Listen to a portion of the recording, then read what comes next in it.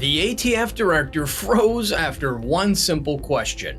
Director, what does the Second Amendment say? Sir, I wouldn't be able to... But after Eli read it out loud, he managed to recover a bit by explaining the direction he wants to take the agency now that he's leading it. We should be focusing on the criminals, not each other. And I've seen it for the last 30 years. When we hold the criminals accountable, crime goes down. And today, we're telling you all about it. So here we go. Thank you, Mr. Chairman. I want to say thank you, Director Cekada, for coming to testify before the Oversight Committee. You are the new director of the ATF, is that correct? Yes, sir.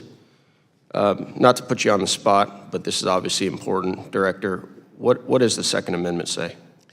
Sir, I wouldn't be able to... Okay. I wouldn't be able to... I'll read it because I feel like it's lacking in this committee room right now.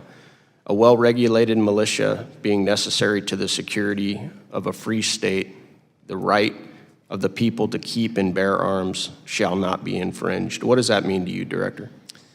Well, sir, I think I'm going to be careful with this one because I tried during my hearing to tell you that not you, but the members of the Senate, to tell you that how much ATF and myself respect the Second Amendment, the Constitution, and doing so, making sure we maintain that balance. It's definitely not a great look for the head of the ATF to struggle with reciting the Second Amendment, especially when we consider how many major controversies this agency has been tied to in recent years. You have the pistol brace rule, the push to force private sellers into getting dealer licenses, and of course the bump stock ban that eventually got struck down by the Supreme Court. So in moments like this, they send the completely wrong message. Another thing is, the right to bear arms was never meant to be balanced in the first place. The Founding Fathers clearly intended for the people to hold the advantage, and they were very deliberate about it. Still, the new director did manage to kind of salvage the situation by at least laying out the direction that he wants the agency to take moving forward. Have you noticed that my Democrat colleagues today have focused on the influence and allegiances of yourself and the ATF to the NRA, Gun Owners of America, and firearms manufacturers have on you guys? Have you noticed that? Yes, sir. Did you notice, though, that none of them asked you about your allegiance and the influence that the Constitution has on you and other members of the ATF? Yes, sir. Why do you think that is, Director? Well, sir, I'll give you my opinion. I think that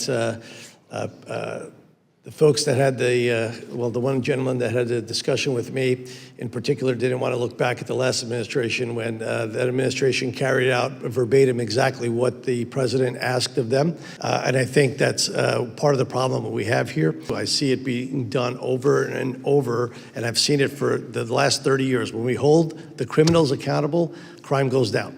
And I will tell you, the last administration, one of the first steps that I saw come out of DOJ was a letter that went out to all law enforcement personnel telling us to not charge anyone with any statute that carries a minimum mandatory sentence because they didn't want to see anyone put in prison for a long time. That's not the way to solve violent crime. I'm sorry. This is something I think any reasonable person can get behind. And honestly, it's what many gun owners have been saying for years. Go after criminals and bad actors without infringing on the rights of law-abiding citizens or simply exercising a constitutional freedom. But like he pointed out, the previous administration seemed more interested in carving out exceptions and testing how far that they could push restrictions, all while expanding government authority in the process. Eli wanted to find out whether this new director actually understood the core purpose behind the Second Amendment. And to his credit, the answer he gave this time, I think it was a lot stronger than the first, and we're going to play it right after a quick message from today's sponsor.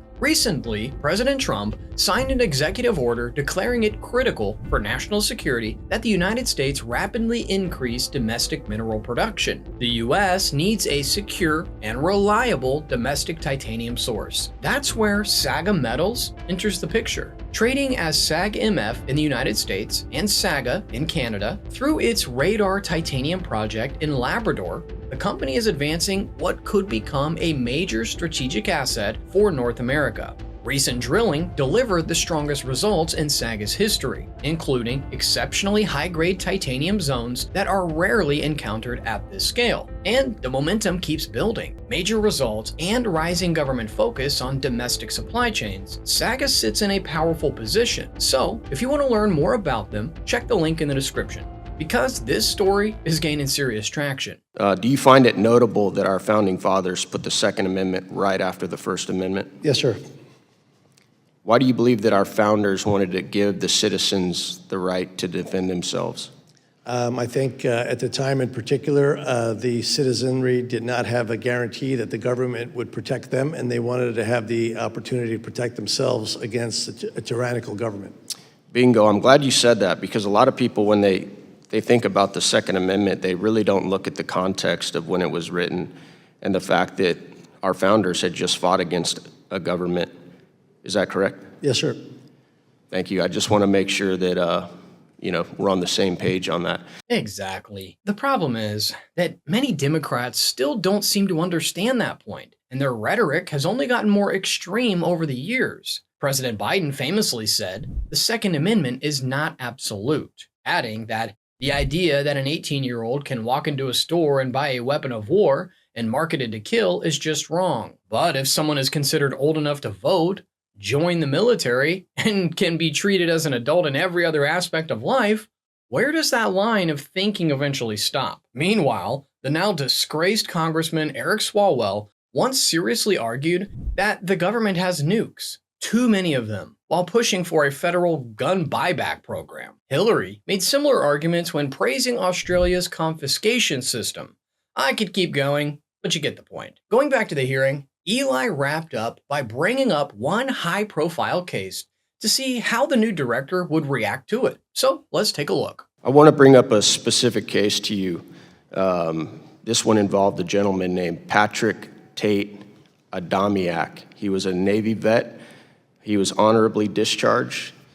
Mr. Tate is a nonviolent offender, and the items involved in his case were incapable of firing and historically treated as an exempt from the federal firearm regulation. He has been incarcerated since October 21, 2022, serving a 20-year federal sentence, and I and many of my colleagues believe are disproportionately severe for a case centered on regulatory interpretation rather than harmful conduct.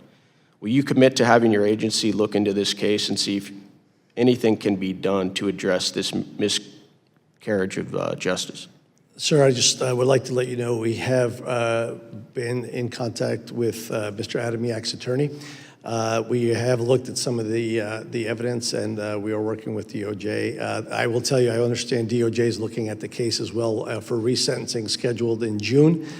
With that, I don't know the specific facts on the DOJ side, but we are working on that as well. This case deserves an entire video on its own because the details are wild. But the short version is that the ATF went after a Navy veteran with no prior criminal record, while the previous administration claimed he possessed fully functional machine guns, grenade launchers, and even anti-tank missile launchers. The reality was a lot different. He was dealing in cut-up, non-functional collectibles that had been circulating legally for years. It's truly a shame, and it's a good thing that it's on the path to retrial. But let me know in the comments your thoughts on the story. Don't forget to like and subscribe, and remember, you heard it here at the Dais.